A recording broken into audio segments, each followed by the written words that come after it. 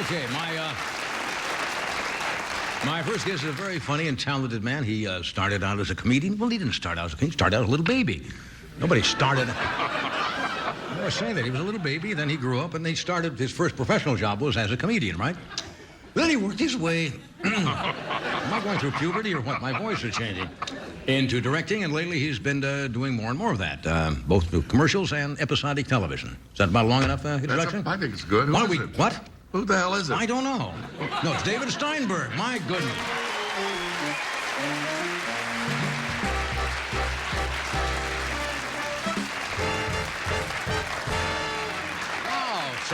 Wow. Summer is here. Oh, yeah, I figure it's the last time to wear my whites, you know. Something like you'd get on for the high school prom. Remember that? You dress. I had a blue blazer and white slacks. God, I thought it was great. But you remember who you took to the prom, too. Yes, I do. What was your name? Are you serious? Yeah. Mary Jane Beckenhauer. Mary Jane Beckenhauer? That's the one you told me about? Never mind. Fine lady. Uh-huh. All right, who'd you take your high school prom? I didn't go to the high school prom. I was at theological school, you know, when we were doing, you know, I was at yeshiva. Oh, I forgot, that's right. They don't have those kind they of were going, gigs. yai, bai, dai, dai, yai, dai, dai. There was no prom. I see. We had long earlocks and yarmulkes, and, you know, we didn't. Really? Yeah, we didn't. You didn't date girls. You didn't even touch girls. Well, when was your first, what you call date then? I didn't realize this. I knew that you had gone to... I dated because, you see, at the theological school that I was at, everyone wore a yarmulke and these sort of long payas, you know. Yes. But I didn't. I was sort of... How'd your folks go with that? Well, at the yeshiva, you know, when everyone's like that, and I was like this, I was sort of like the Mick Jagger of the group. You know what I mean?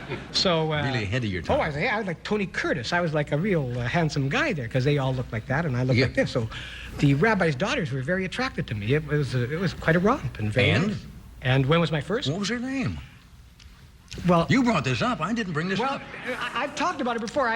Cheryl Rombom is... Cheryl Rombom? Yeah, Cheryl Rombom. That's a good name for a first date. It sounds exciting going in, doesn't it? Going out with Shirley Rombom. And you've heard me say this before. It wasn't emotional. It was that she had breasts the size of Ethiopia. And I sort of connected with that at that age. I've become more evolved through the years, so now I care much more about what's the inside of the person, not just on the outside of the person. Right. Physical beauty is just... correct. And of course, Cheryl has we're not a cannibal either, are we? That's so right. that's really not that important. Right. Okay. Where else are we going to talk about? You want to talk about what's happening in Russia? Are you following this? Oh, this is unbelievable. I love the networks digging up the Russian experts. They do it in any crisis. During the Iran crisis and all of a sudden in the Gulf crisis, the people you've never seen before from these think tanks, you know, from Princeton or something are on there. Here is Sergei Makhnanovot. Oh, and it happened so fast that all these guys must have been called in the middle of the night, you know, and they have to go on and talk on television. Dan Rather was interviewing Yakov Smirnov's mother the other night. I mean, it's all they could get a hold of.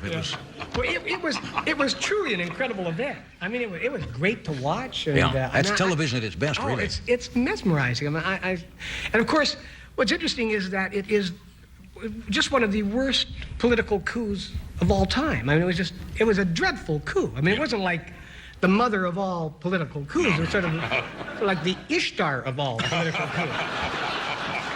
Some columnists call the little coup that couldn't. The little coup that couldn't. Little coup that couldn't. Oh, but these guys were dreadful. I mean, if these 8 guys were running a network, you know... And they may be. But these strike me as the kind of guys that would come up with Manimal, you know, or Super Train. Or the Exo-Man. Yeah. Was one of my favorites. So it was really... I love how those guys were all lined up. It looked like they were all wearing one big suit. Yeah. I mean, it was all gray. Yeah. And I only spent 4 days in Russia, and that was last summer. And I got the feeling I didn't want to live in a country where gray is considered a primary color. The buildings are gray. Everything has this grayness about it. Yeah, it's just a fascinating thing to watch. And watching these guys tumble in this... But aren't these the same guys that Gorbachev brought in himself some time ago and brought them in himself? Yeah, he's sort of, you know, caught in this awful situation now where he and Boris Yeltsin are sort of the Martin and Lewis of Russia, you know. They're sort of a team, but I don't think they really want to be together. Yeah. But I get the feeling the Russian people would probably go with anybody who will give them some food where they can go to a market and buy things. Sure. Whoever that is, I think they will. Yeah, it's... I mean, I just find it just incredible. Yeah. So what else is happening in your life? Well, you know, it's really interesting. Coming in tonight, I was thinking of the Russian stuff, and I never did this before. I used to in the old days. I looked in the TV guide to see who was on, because I didn't know that Kenneth Branagh was on, but I looked in it and I saw that Kenneth Branagh was on, and he was a terrific director. He's a very talented man. I wanted to see his movie and all that, and I thought, oh, great. It's great to be on with Kenneth Branagh. And I saw my name there, you know, David Steinberg, so it sort of lets you know that, yes, you're on tonight. And as I was looking through the TV guide, my eyes sort of wandered down, and I realized I'd never really looked at what they write in the TV guide. And down about the 8 o'clock section it's a show called Perfect Strangers. Right? You've seen Perfect Strangers on ABC, that show? Right. And I looked at the synopsis for Perfect Strangers, and it said, Balky loses his favorite cap. And I thought to myself, well, if I'm a guy that watches Perfect Strangers, is this enough to bring me in? Am I going to be riddled with anticipation to see Balky lose his favorite cap? So then I checked the Daily News, and the Daily News they were more comprehensive. Yeah. They had Balky loses his favorite cap, but Larry won't help him find it. A little more of a tease. Yes, that's a little more. So at least I respected the guy who did that synopsis a little bit more. Sure. Because at least he made it through the show. You know, you got to figure the guy that writes Balky loses his favorite cap, he didn't even stay to find out whether Larry was going to help him or not. And then I got to think about these guys who write these synopses. Like, if it's a rerun, they don't want to just write Balky loses his favorite cap, because then you'd know you saw it. So they have to trick you and sucker you in. So they write Balky loses a prized possession. Wow. See, that gets you, so then you don't know, wait a second, is that prized possession a red sweater? Is it the cat? Yeah, I don't even know if I saw this episode. And I'm thinking about these guys who write these synopses, you know, and do they see this? Do they expect us to really respond to this? Yeah. And of course, you could always look forward to the big hour show. See, the big hour show, they have to let you know in a short little sentence that there's more than just a half hour here. Right? So they have, usually in the hour shows, Balky loses his favorite cap in Hawaii. Then you know that's going to be a really exciting hour. I don't know what it is about these shows and television. I'm doing pretty well, John. Yeah, what do you want? I've been trying to get back to Hawaii for the last 2 years. Yes. These guys on the Jeffersons and the Brady Bunch, they're in Hawaii every minute. You know, lower middle class homes, they just pop off. What do you we'll talk about television when you come back, because the Emmy show is coming up, I guess. Are you nominated for an Emmy? The show, we're nominated, but we're in a strange category. We're up against celebrity bungee jumping. It's very strange. We can talk about that.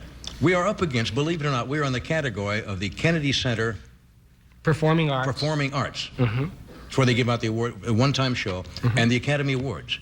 It seems a strange category. Yes, you don't really fit into that. No, I don't quite understand the whole concept, but we'll talk about that, and we'll come back, folks, and that's a promise. That's cool. The Kennedy...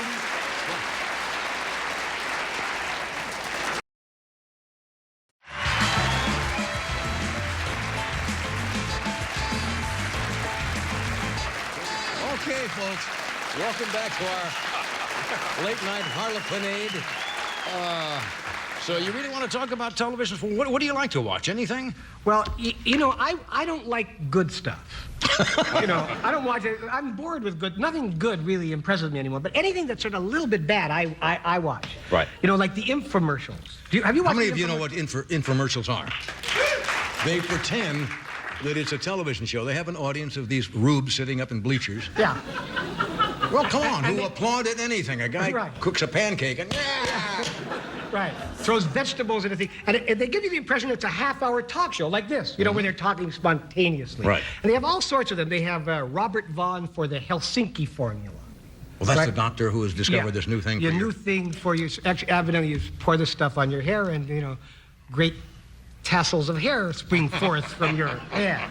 And it's always a European doctor somewhere. Yeah, it's always European. Sweet. I don't know, the Helsinki formula. I guess so you'll think it's like the man from U.N.C.L.E., you know? the man from Minoxidil. I don't know. You're supposed to make these strange associations. Right. And then you see John Davidson for real estate, you know. That's right. And he's doing it. And they're on all the time. But late at night, on Sunday night, there are weird ones that are on. And one of my favorite is Chad Everett. Have you seen Chad Everett's show? I don't think so. He has a talk show, a half-hour talk show. It's a commercial, really? Yeah, it's a commercial. It's an infomercial, just like this, a talk show, and it's for a product called Encore. And Encore is evidently to allow males who have lost the ability to, how do I say, sexually perform To consummate the... once, Right. just take this Encore. I don't know if it's a pill in suppository. I don't know what it is. But Are you putting me on? honest to God, no. I mean, so Chad is there selling Encore. You know, not only once if you have a problem, but twice. And then, you know, he's there obviously because he was this doctor on Marcus Welby. You know, he was Dr. The Gann. And so he'd say, association. hey, it's a doctor selling me this Encore, you know.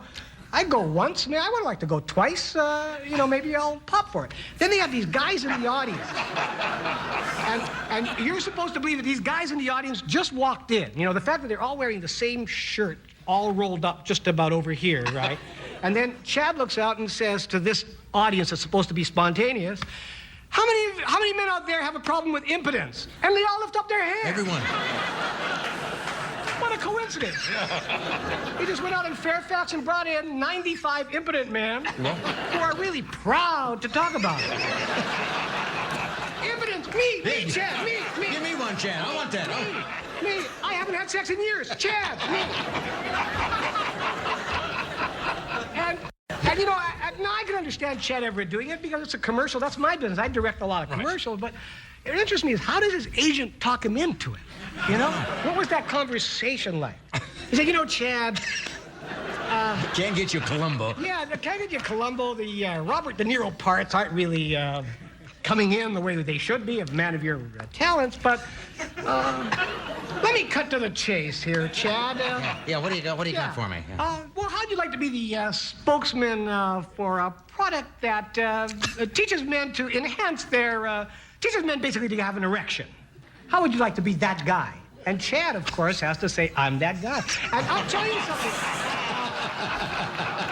You know, now, are we to assume that Chad had a problem? I don't think that. He's a virile guy, you know. I wonder if he thought of that. I shouldn't be associated with this. People will think that maybe I need Encore. Well, I suppose... When I need Bravo, actually. You know, Chad doesn't. But there is another one. Lyle Wagner. I mean, this is really weird. Lyle Wagner has one on television. I know you think I'm making this up. So you I think I know about this. You know, but Lyle Wagner has one for penile implants.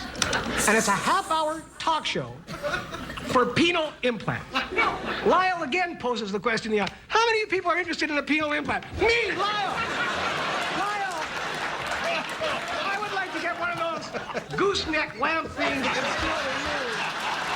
So, Well, if you look at it... I can press a little button. Look at it this way. You buy one of those, you wouldn't need the Encore stuff, would you? But, you know, at least I gotta cut away. At least Marcus Welby's a doctor. You know what I mean? Lyle Wagner is Wonder Woman's military advisor, you know. We'll be right back, folks.